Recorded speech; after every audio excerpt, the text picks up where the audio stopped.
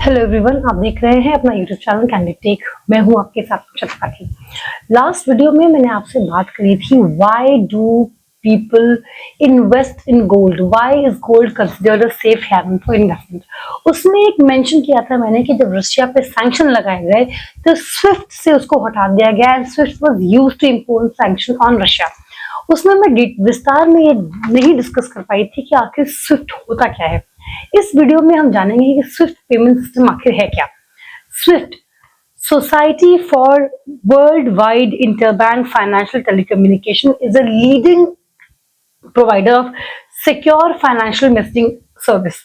ये 11,000 से भी ज्यादा फाइनेंशियल इंस्टीट्यूशन से यूज किया जाता है अक्रॉस 200 कंट्रीज और डेली बेसिस पे 40 मिलियन से ज्यादा messages related to financial transaction SWIFT में किए जाते हैं। ये 1973 में इसने टेलेक्स को रिप्लेस किया था। टेलेक्स इसका प्रेडिसेसर था जो कि काफी स्लो था, उसमें कॉस्ट बहुत ज्यादा थी, स्पीड स्लो थी, सिक्योरिटी नहीं थी, रिलायबिलिटी कम थी, बहुत ही स्पेशलाइज्ड तरीके के इक्विपमेंट पे वो रिलाय करता था और वो equipment was susceptible to weather, loss of signal and limited reliability. Hence 1973 में 239 बैंक्स ने across 15 countries, 239 banks from 15 countries वो मिले और उन्होंने स्विफ्ट बनाया, स्विफ्ट को फाउंड किया और 1977 में ये स्विफ्ट ऑपरेशनल हो गया। ये स्विफ्ट जो है, ये जो उसका मैसेजिंग स्टैंडर्ड है, ये काफी बहुत ही स्टैंडर्डाइज्ड है एंड रेफरेंस डाटा यूज करता है। क्यों? ताकि एम्बिग्युइटी न रह जाए। It should be unambiguous, it should be cost effective, cost reduce करना चाहिए, रिस्क मिटिगेशन होना चाहिए, मशीन फ्रेंडली होना चाहिए, ऑटोमेशन फैसिलिटेट करना चाहिए। इस हिसाब से उसका जो मैसेजेस है स्विफ्ट का जो मैसेज भेजा जाता है, that is a standardised format ताकि एम्बिग्युइटी न रह जाए। एंड ये इंक्रिप्टेड होता है और इंक्रिप्शन ऐसा होता है कि जो सेंडर बैंक है और जो रिसीवर बैंक है सिर्फ वो समझ पाते हैं कि मैसेज क्या था। बीच में ये इंक्रिप्शन कोई और तोड़ नहीं सकता।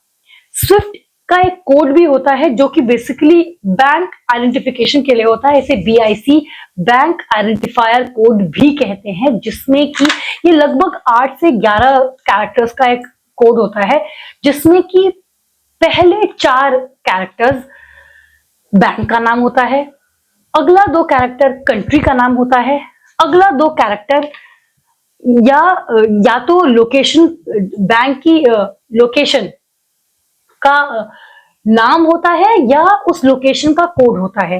एंड नेक्स्ट 2 या 3 जो कैरेक्टर्स होते हैं वो ऑप्शनल होते हैं and they are the name और the code of the branch location. Branch, bank का जो ब्रांच है, बैंक का नाम, कंट्री का नाम, कंट्री में वो बैंक कहाँ लोकेटेड है, मान लो इंडिया में बॉम्बे में है, फिर बॉम्बे में उसके ब्रांच का लोकेशन या ब्रांच जो है उस पर्टिकुलर बैंक का, उसका कोड या उसका नाम।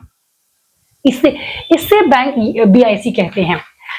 एंड ये बहुत ही रिलायबल है, सिक्योर है। ये एक कोऑपरेटिव सोसाइटी है जिसके मेंबर्स इंटरनेशनल बैंक और फाइनेंशियल इंस्टीट्यूशंस हैं। It is owned and controlled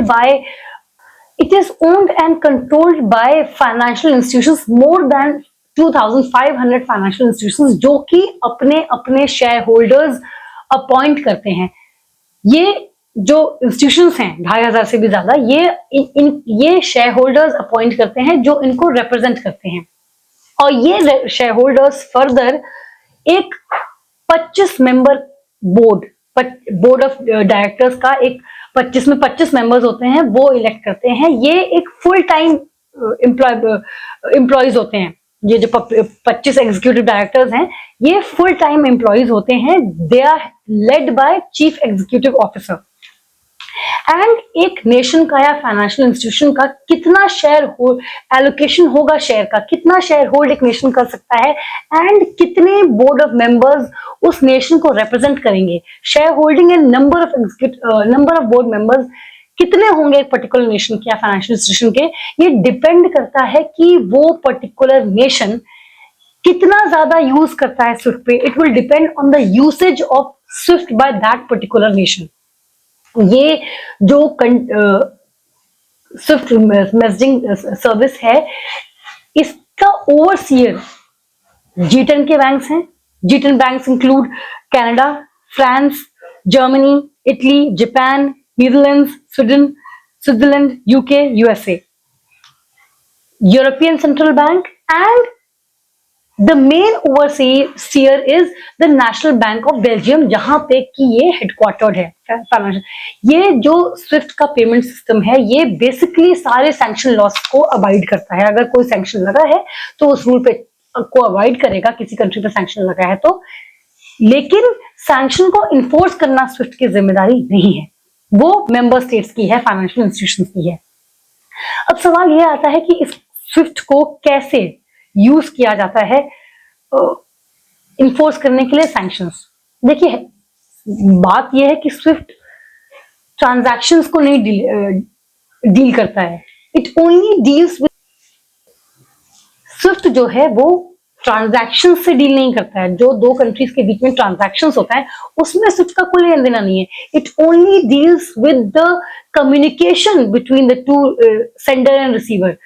जो दो बैंक्स ट्रांजैक्शन करने वाले हैं उनके बीच में जो कम्युनिकेशन होगी, तो जो मैसेजेस होते हैं स्विफ्ट के, दैट इंक्लूड कि भाई ट्रांजैक्शन की कोई पर्टिकुलर इंस्ट्रक्शन है, रिसीवर की इंफॉर्मेशन क्या है, every valuable valid information about the transaction, वो स्विफ्ट के मैसेजेस में होती है. तो अब देखिए, ऐसा तो हो नहीं सकता कि आप बैंक में जाएंगे, बैग में पैसा ठूसेंगे और आ जाएंगे. आपको पैसा चाहिए, कब चाहिए, कहाँ चाहिए, कितना चाहिए, ये एक कम्युनिकेशन आपको करना पड़ेगा ना, तभी आएगा ना. और जो कम्युनिकेशन सर्विस है उससे अगर आपको हटा दिया गया है तो आप कैसे बोलेंगे कि पैसा चाहिए, कैसे मालूम पड़ेगा सामने वाले को कि आपको पैसा चाहिए, कैसे आपको पैसा मिलेगा. ऑल्टरनेटिव सिस्टम्स, टेलीफोन या fax, they are not secure, they are take too much of time. उसमें स्पीड नहीं होती, वो स्लो होता है, उसमें सिक्योरिटी नहीं होती, उसमें बहुत ही कम्बरसम प्रोसेस होता है, रिलायबिलिटी नहीं होती, उसकी कॉस्ट हाई होती है.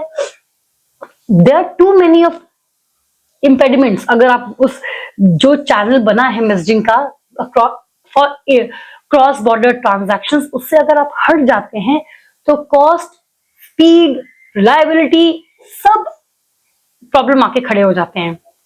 सिक्योरिटी सबसे बड़ा इशू है. तो आप अब जैसे रशिया को या ईरान को हटा दिया गया, so they faced major disruptions in their transaction. Plus जो कंट्री है वो बहुत सारे कंट्रीज अपने डॉलर रिजर्व्स अमेरिका के बैंक में ही रखते हैं.